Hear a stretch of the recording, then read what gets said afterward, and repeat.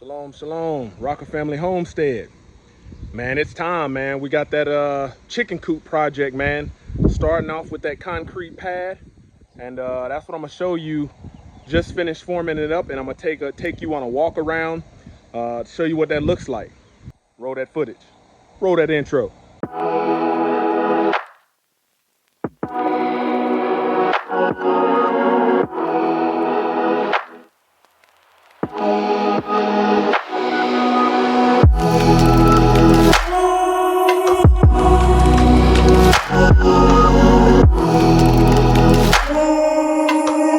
Man, all praise to the Most High. Yah, man, we thank you for tuning into another episode of Rocker Family Homestead.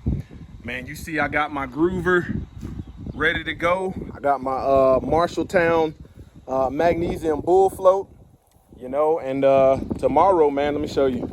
Get up in here and show you. We got these, I got four pallets of 60-pound Quikrete, and we gonna get it done. Man, I got a Marshalltown barrel mixer, you know, that'll hold about 3.5-4 cubic feet, but it is intensive. The big pads, man, it will doggone break you off, you know. So as you see, man, I've got this thing pretty much framed out. I've got a moisture barrier in there, nothing but a cheap sheet of painter's plastic to go up in there and to stop the moisture from coming up. I got the rebar. I ordered 20 feet length rebar and then cut it down to what I need because it's cheaper that way than buying it pre-cut. And this gonna be a 7x14 pad. And the reason these concrete bags are in here is these are concrete bags that have weathered. Before I had the shipping container, what I would do is I would, you know, pretty much leave the pallet. Lowe's would drop the pallet off and I would leave it on the ground. I would put a tarp over it and some blocks over it, hoping that the weather wouldn't get to it, but weather would get to it and they become hard as concrete, just sitting out in the weather, being rained on. You see one down on the end already cracking down there. And did that, man. What I did with this thing, man, I got these concrete stakes, and what I do is I start with one corner, okay, and then I get one side level. I get one side level using my my level, and then I'll brace one side. Let me take you back. So one thing I did, you see those two screws on each corner of the thing. What I did was take my my long measure and measured the diagonal length to make sure this thing is square. That's the first thing, because if it's not square, that's going to be your first problem, and then if it's not level, that's going to be your next problem. The walls aren't going to line up.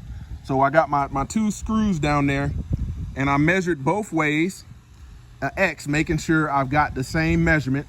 And then from there, what I did was, when you're doing a slab, you know, you want to make sure your inside diameter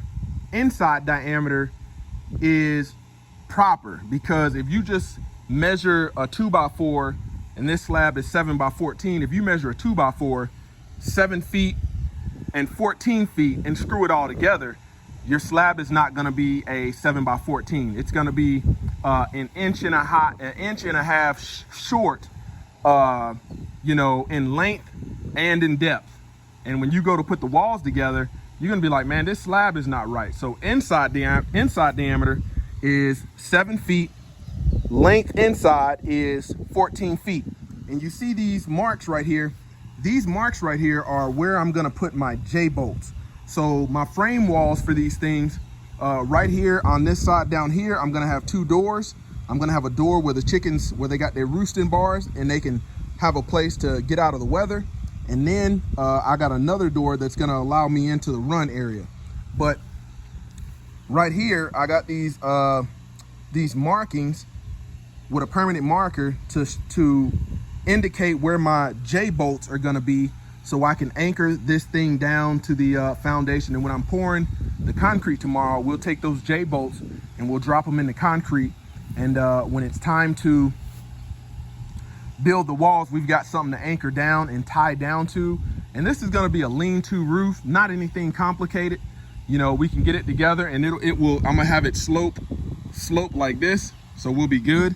And yeah, man, rather than throwing these bags of concrete away, nope, we're gonna put those in there under the base. We see we got a side down there that's probably a good 10 inches.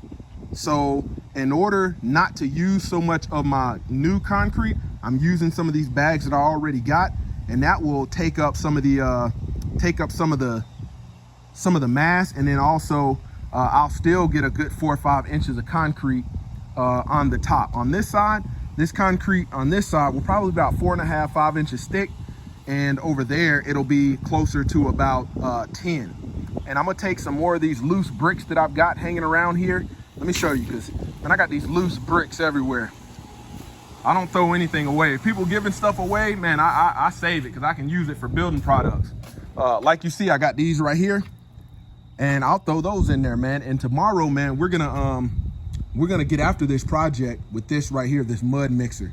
And I rented this from Sunbelt Rentals, and we're gonna give this a go, man. They say that this thing is a workhorse and people haven't had any problems with it. So I'm gonna put it through its paces, and I've got some help coming tomorrow, and we gonna get it popping with this concrete. And let me find my J-bolts, make sure we've got everything ready to go. Thought I was gonna need some more cutoff discs, but was actually good. Let's see, we got these J-bolts. Nope, that's not them. Yep, J-bolts right here. Show you what these look like.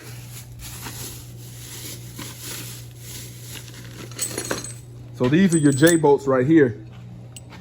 And that hooks in the concrete, that bottom part hooks in the concrete. I need to measure them out to make sure that I've got enough stud hanging up on the top, because last time I did not have enough stud on some of them, and that messed me up. So I'll come back and measure those. Matter of fact, let me go ahead and get my count of how many I'm using. And I'll show you, man, your placement of your J-bolts is very important, because if you're doing a frame wall and the studs are 12 inches on center, you don't want to put a J-bolt where you're going to have a stud running. So I did 8 inches in on the corners. That's where the mark is, mark there.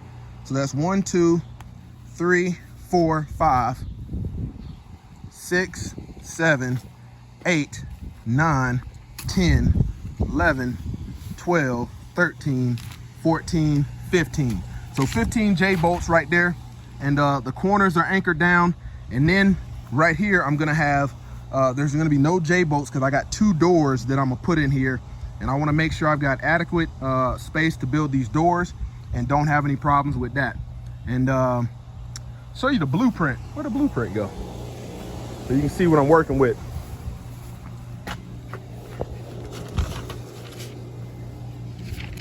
Show you the blueprint. All right, so this is the blueprint right here. And you can see I've kind of drawn it out. This is gonna be an open chicken run area. These doors are actually gonna be a little bit closer together.